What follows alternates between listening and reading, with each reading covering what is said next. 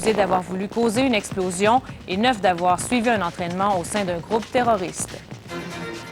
Toujours pas de verdict pour Charles Guité, accusé d'avoir fraudé le gouvernement fédéral dans les années 90. Le jury délibérait aujourd'hui pour une 6e journée consécutive.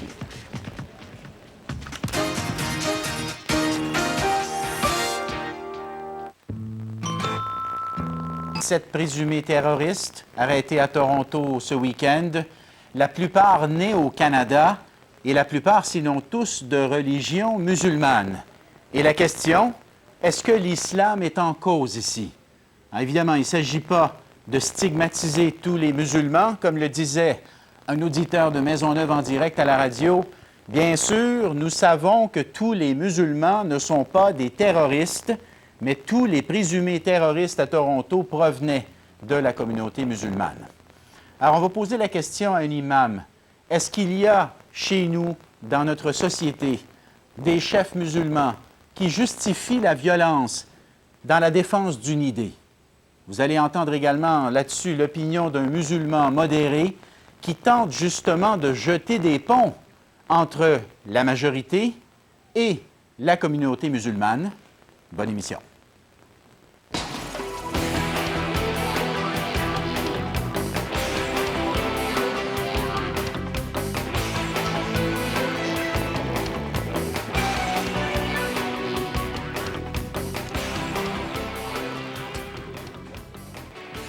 Je vous rappelle qu'aujourd'hui, des accusations d'usage d'explosifs, dis-je bien, et d'entraînement au terrorisme ont été portées contre plusieurs des suspects arrêtés en fin de semaine. Aujourd'hui également, des questions ont été soulevées quant au rôle joué par la police, par les policiers, dans la livraison des explosifs. Vous savez, le fameux nitrate d'ammonium utilisé dans l'attentat d'Oklahoma City, attentat qui avait fait 168 morts, c'était en 1995. Alors, il semble bien que dans le cas de Toronto, les forces de sécurité sont intervenues pour contrôler la livraison des explosifs afin d'éviter, entre autres, que les présumés terroristes ne puissent passer à l'action. Une des informations qui circulent, c'est que la matière explosive a été remplacée par une matière inoffensive, ou en tout cas que la matière explosive a été neutralisée. La police, évidemment, refuse de confirmer cette information. En deuxième partie, je le disais, vous allez entendre Salah Bassalama, qui est porte-parole de Présence musulmane Canada. Mais d'abord, nous recevons l'imam Mahmoud Dassouki de la mosquée Al-Houma Islamia. Bonsoir. Bonsoir. Alors, aujourd'hui, on entendait beaucoup la question, comment expliquer que des musulmans d'origine canadienne, pour la plupart, aient souhaité commettre des actes terroristes contre le Canada et contre les Canadiens? Ben, la première chose, il ne faut pas sauter à des conclusions. Ce sont juste des accusés. Il y a un procès judiciaire, il faut l'attendre.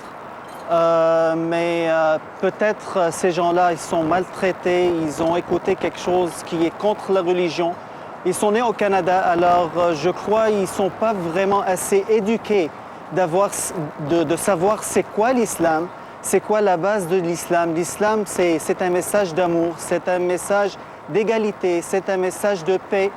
Alors, je crois qu'ils n'ont pas vraiment l'éducation islamique. Alors, peut-être ils ont juste écouté, c'est juste des réactions, ils sont en train de réagir et d'écouter quelqu'un qui a peut-être maltraité les versets du Coran ou bien des textes du prophète, que la paix soit sur lui. Mais qu'est-ce qui peut, à votre avis, motiver des personnes à en vouloir autant à leur pays d'origine, s'ils sont nés ici, ou à leur pays d'accueil? Pourquoi? D'où peut venir cette haine, cette colère? Ben, peut-être, c'est pas vraiment quelque chose de religion. Peut-être c'est une question d'argent. Il y a peut-être des gens qui l'ont manipulé et ils ont offert beaucoup d'argent pour faire cette chose-là. Alors, il y a des gens qui sont prêts à le faire. Dites-nous, imam, est-ce qu'il y a dans la communauté musulmane que vous côtoyez des musulmans qui sont en colère contre le Canada et contre les Canadiens? Ben, moi, je connais personne qui est en colère. Et si je connais quelqu'un qui est en colère contre le pays qui a accueilli les musulmans, qui a accueilli cette communauté, il faut vraiment régler ce sujet-là. Il faut lui parler, il faut dire que c'est un pays qu'il a accepté. On peut adorer Dieu au Canada comme on veut, on peut faire des prières, il y a beaucoup de mosquées, il y a beaucoup des événements, des épisodes sur l'islam. Alors ils sont maltraités, ils ne connaissent pas vraiment c'est quoi le Canada et ils ne connaissent pas vraiment c'est quoi l'islam. Vous, qu'est-ce que vous pensez de la participation du Canada à la guerre d'Afghanistan? Ben, moi, je préfère ces questions être demandées à des politiciens. Moi, je suis juste une personne plus un imam, quelque chose de religion. Je préfère juste d'avoir ces questions-là. Mais vous savez où je veux en venir, hein? On sait qu'il y a un certain nombre de musulmans qui sont plutôt en colère Oui. contre la présence du Canada en Afghanistan. Et Je crois que ce n'est pas juste ça une doit être une question opinion pour que les vous musulmans. entendez quand même, non? Je crois que ce n'est pas juste une question pour les musulmans. Toute l'humanité, nous sommes contre tous les actes de violence. Alors, ce n'est pas juste une question pour les musulmans.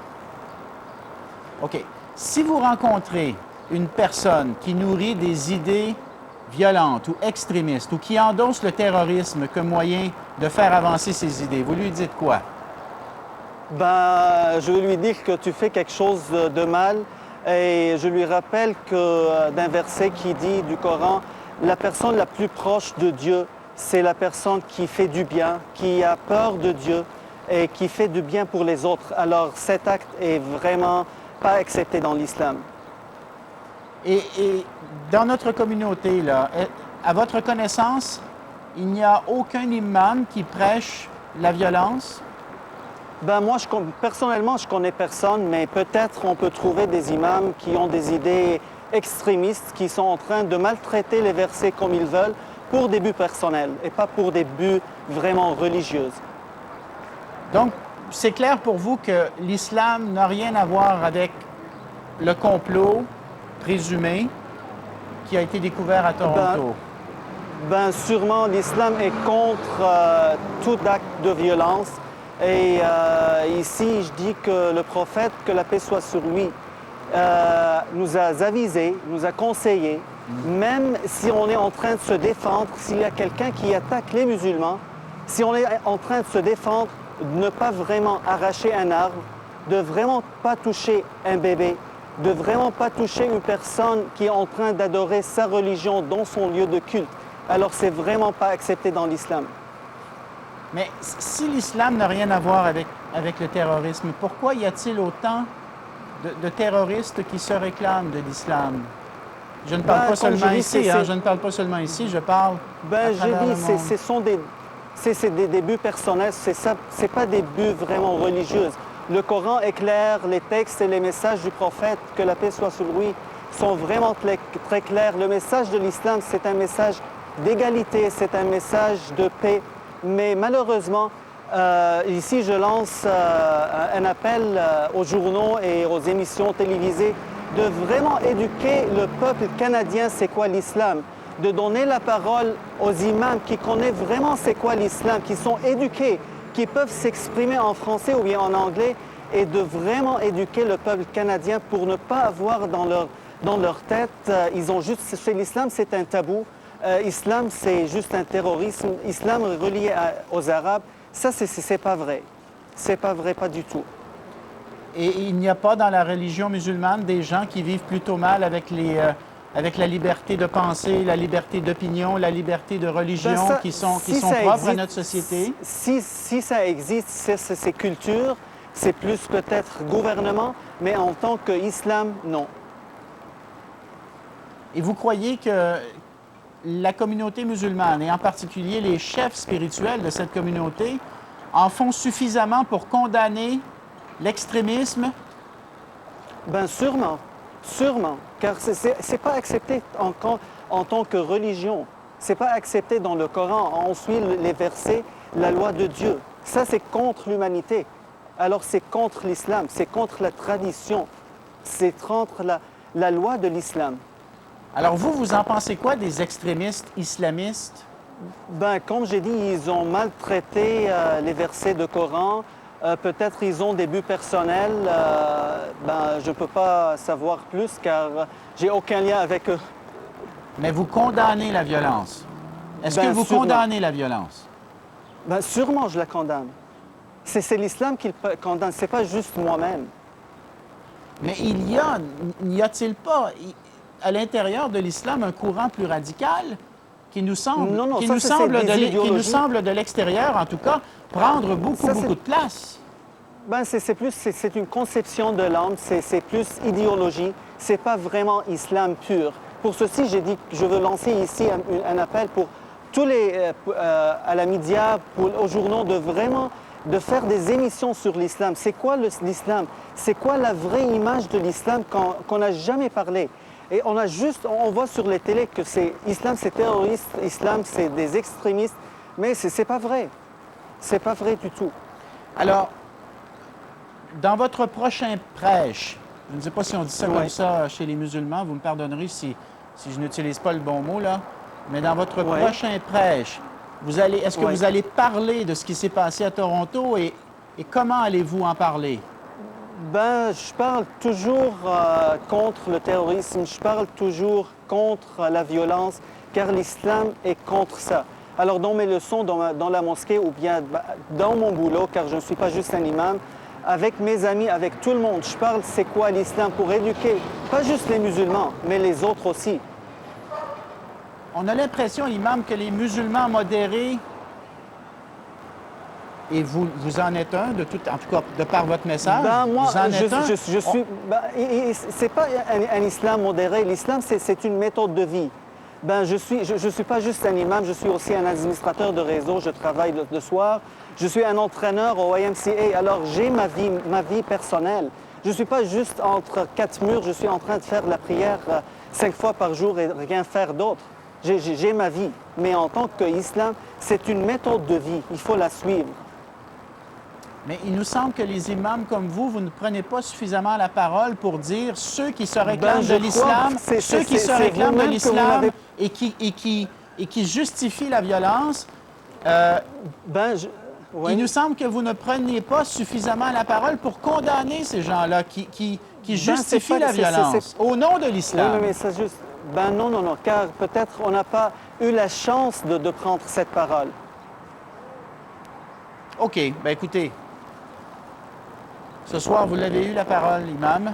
Je rappelle que vous êtes... Votre nom, c'est Mahmoud Dassouki et vous êtes de la mosquée Al-Houma Islamia.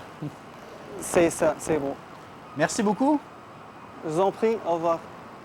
Et dans un instant, on va parler à un homme qui s'est donné pour mission de jeter des ponts entre la majorité et la communauté musulmane. Pour qu'on en arrive à se parler et à mieux se comprendre, restez avec nous.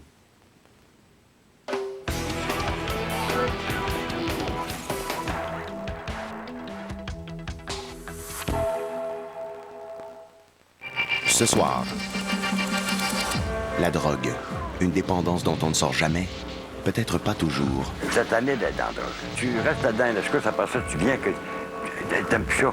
Un tribunal spécial de Vancouver a développé une approche avant-gardiste pour éviter la prison aux accros de la drogue. Ils disent, hey, tu fais une bonne job, là. Alors continue à la drogue court, puis continue comme tu fais, là. Le tribunal des toxicomanes, ce soir 20h sur RDI. On s'est donné... Salah Bassalama est porte-parole de Présence musulmane Canada. Bonsoir. Bonsoir. Alors, la question, comment expliquer que des jeunes nés ici, au Canada, peuvent être tentés par le terrorisme?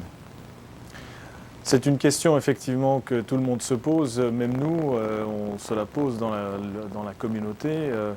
Je crois que lorsque l'on parle, par exemple, d'islam radical, de toute cette mouvance qui est née notamment dans les prisons égyptiennes dans les années 50, sous Nasser, on s'imagine difficilement qu'une deuxième génération, qu'elle soit française, britannique ou canadienne, tout d'un coup soit amenée à penser de cette manière et peut-être d'en venir à des actions criminelles de ce genre, ou en tout cas telles qu'on les suspecte. On a l'impression, M. Bassalama, c'est comme si, même s'ils vivent au Canada, même s'ils sont nés au Canada, ils ne sont pas Canadiens. ils n'adhèrent pas aux valeurs canadiennes, ils n'adhèrent pas aux libertés, à la charte. Je crois que c'est une conséquence qu'il faut tirer, bien entendu. Je veux dire, lorsqu'on agit de cette manière, on ne peut que conclure de cela. Maintenant, la chose qu'il faut se demander, c'est véritablement quelles sont les conditions de vie dans lesquelles ils vivent, quels ont été leur background social, leur background d'éducation civique, qui a fait que, eh bien, ces citoyens canadiens ou devenus citoyens canadiens ont eu la possibilité d'apprendre plus sur leur société. Je crois que ça, c'est un des défis, des défis les plus importants de la communauté musulmane. Et par exemple, dans le cadre de notre groupe Présence musulmane, nous travaillons autant que faire se peut à éduquer les musulmans, à mieux connaître le système juridique, le système politique canadien, à connaître les différents organismes sociaux et certainement de connaître, bien entendu, les principes universels qui doivent nous unir en tant que musulmans et canadiens à la fois, parce que l'un des grands problèmes, l'une des grandes questions qu'on nous pose et que se posent particulièrement les jeunes de la seconde génération, c'est est-ce qu'il est possible de faire en sorte que mon identité musulmane et mon identité canadienne puissent être compatibles. Et je crois que la réponse est bien évidemment que oui. Je veux dire, mais pas pour eux, mais pas pour eux, de toute évidence. Pas pour eux, pas pour eux. Pas pour eux, bien entendu. Alors, il y a effectivement des déchirements internes qui existent dans ces jeunes et même chez leurs parents, ben oui. qui vivent aussi parfois la marginalité, qui vivent le sous-emploi et les difficultés sociales, parfois même le racisme le plus dur.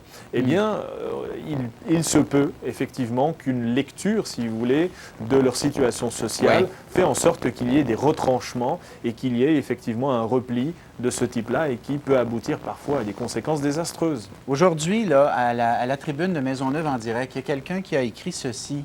Il faut se méfier de tous les musulmans au pays car les terroristes ont l'apparence de citoyens musulmans ordinaires. Alors, c'est bien dommage d'entendre des choses pareilles, on s'entend tout de suite que c'est très dommage, ça, là, parce qu'il, dans le fond... Bien sûr. Mais en même temps, on peut comprendre. On peut comprendre qu'il y a des gens qui disent « Je ne peux plus faire confiance maintenant aux musulmans parce que j'ai peur maintenant. » Alors, ce qu'il faut dire, c'est que ce type de déclarations ne se font souvent de la part de personnes qui, jusqu'à maintenant, j'imagine, ont refusé de faire la connaissance d'un seul musulman. Je crois que le travail de longue haleine qu'il faut faire, c'est un travail véritablement de tissage de liens, de lancer des ponts, d'entreconnaissance. Et ce travail est un travail de longue haleine et qui ne peut pas se faire simplement suite à des situations de crise, à des tensions, à des arrestations, comme on l'a vu de ce dernier week-end. Il faut absolument que ce travail puisse se mener sur le long terme, que les forums de discussion, de rencontres et que même que les médias puissent participer à ce type d'effort. Et dans ce sens-là, je suis d'accord avec l'imam Dasuki. Il faut absolument que ce travail de médiatisation et de médiation, eh bien, il puisse se faire sur le long terme et pour que des citoyens canadiens puissent effectivement mieux connaître ce que sont les musulmans, ce qu'est l'islam. Et donc, de ce point de vue-là, essayer de désamorcer un certain nombre de préjugés, parce que les préjugés, ils sont faciles ils sont nombreux lorsque on est assis au fond de son fauteuil et que l'on ne cherche d'aucune manière à mieux connaître l'autre. Alors, mais M. Bessalama, la responsabilité est multiple, hein, elle est des deux bords. Mais les gens qui veulent, comme vous, là, jeter des ponts puis engager un dialogue, là, est-ce que vous ne sentez pas parfois comment dire? Est-ce que vous ne craignez pas parfois la réaction des groupes plus radicaux? Est-ce que vous ne craignez pas la représaille ou les représailles de certains groupes plus radicaux qui, de toute évidence, ne veulent pas entendre d'un dialogue, ne veulent pas entendre parler d'un dialogue? Ils ne veulent pas du tout, eux, qu'on essaie de se parler puis de se comprendre. Ce qu'ils veulent, c'est, enfin, dans le cas de Toronto, si ça s'avère, ce qu'ils veulent, c'est mettre des bombes. Écoutez, depuis 5 ans que nous existons, notamment, je veux dire, en tant que présence musulmane, que ce soit à Ottawa, à Montréal ou à Québec, eh bien, nous n'avons jamais eu des représailles. Effectivement, nous avons eu des mots avec plusieurs représentants de différentes mosquées, etc. Mais là n'est pas la question. Qu'est-ce que vous voulez dire des mots? Vous voulez dire qu'il y a des... C'est-à-dire que nous avons des désaccords sur l'analyse de la situation. On a bien vu, par exemple, dans la crise des caricatures, qu'il y en a qui appelaient, par exemple, à des manifestations, à essayer d'exprimer son amour pour le prophète d'une manière ostentatoire. Moi, je crois que Donc le courant radical, pardonnez-moi, le courant radical, il est présent chez nous. Le courant plus radical, il est présent chez nous. Alors, le courant radical, bien entendu, il est là. Mais maintenant, est-ce qu'il s'agit d'un courant suffisamment représentatif pour craindre, par exemple, qu'il puisse produire des éléments violents, extrémistes, tels que ceux qui ont été arrêtés ou soupçonnés d'appartenir à ce genre d'idéologie? Eh bien, ça, moi, je ne suis pas aussi sûr que cela. C'est-à-dire que on fait très vite d'approcher la loupe, si vous voulez, très près de ces gens-là pour en faire une foule énorme, alors que c'est une toute petite minorité qui ne peut pas du tout représenter l'ensemble des musulmans et a fortiori, je veux dire, l'ensemble des musulmans au Canada. Donc, et vous trouvez, il nous reste 1 minute, vous trouvez que la communauté musulmane en fait suffisamment pour dénoncer la violence, pour ostraciser ces groupes plus marginaux qui prônent la violence? Vous trouvez que les musulmans en font suffisamment? Je crois que les musulmans nient la communauté d'accueil, c'est-à-dire la société canadienne.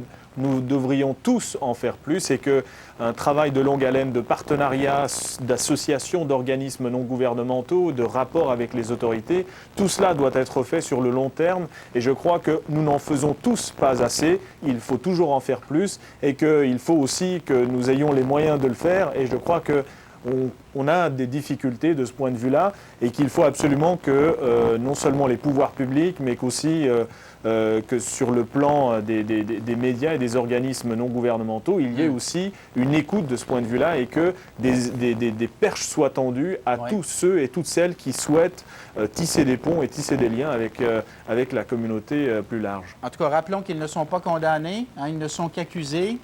Mais on s'entend pour dire, c'est terminé, mais on s'entend pour dire que ça ne va pas aider au dialogue. Hein? Salam, Salama, ça ne va pas aider au dialogue. Alors, non, moi je pense qu'au contraire, c'est une occasion formidable pour lancer le dialogue, pour s'ouvrir, et que toute réaction de repli serait, à mon avis, tout à fait dommageable. Je dois vous remercier, Salam Salama, porte-parole de Présence musulmane Canada. Merci beaucoup. Je vous en prie. Ainsi que ça se termine la part des choses à Radio-Tradition Canada pour les commentaires. N'oubliez pas les téléjournaux de Bernard de Rome, 21h, 23h. On se revoit demain, même heure sur RDI. Allez, bonne soirée.